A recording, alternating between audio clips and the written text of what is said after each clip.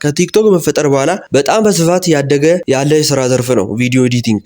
በአገራችን እንኳን ትላልቅ ዩቲዩበሮች እነ እሼቱ መለሰ፣ ዶንኪቲዩብ፣ አቤል ብርሃኑ፣ ጃኒ ቭሎግ፣ ዮሐንስ ሞና የተለያዩ ዩቲዩበሮችም ጭምር ለብዙ ወጣቶች በቪዲዮ ኤዲቲንግ ዘርፍ ስራ ፈጥረዋል። ብዙዎችም በዚህ ስራ ህይወታቸውን እየለወጡ ነው። የቪዲዮ ኤዲቲንግ ዘርፍ ቀላል ያደረገው እንደ ግራፊክስ ዲዛይኑ በቀላልና በነፃ የሚማር ዘርፍ መሆኑ ነው። በተጨማሪም በሞባይል ስልካችን ብቻ የፈለግነውን የኤዲቲንግ ስታይል ለማድረግ የተለያዩ አፕሊኬሽኖች መኖራቸው ስራችንን ፕሮፌሽናል ማድረግ የምንችል መሆኑ ነው። ይህንን ስኪል ለመማር ብዙ አማራጮች ቢኖሩም በአገራችን እንኳን በነፃ በቀላሉ መንገድ የሚያስተምሩ ቪዲዮዎችን ከዩቲዩብ ላይ በፈለጋችሁት ቋንቋ መርጣችሁ መማር ትችላላችሁ። ይህንን ስኪል ከተማራችሁ በኋላ በተማራችሁት አይነት አድርጋችሁ በሶሻል ሚዲያዎች ላይ ፖስቱ። ተመልካቾችንም ሐሳብ እንዲሰጧቸው ጠይቋቸው። የተሰጣችሁን ፖዚቲቭ ኮሜንቶችን በማየት ማሻሻል ያለባቸው ነገሮችን ማሻሻል ነው። በተጨማሪም በቪዲዮ ኤዲቲንግ ዘርፍ ስራ ማግኛ መንገድ በትክክል እናንተ ከተማራችሁ በኋላ የራሳችሁን ዩቲዩብ ቻናል በመክፈት በራሳችሁ ስታይል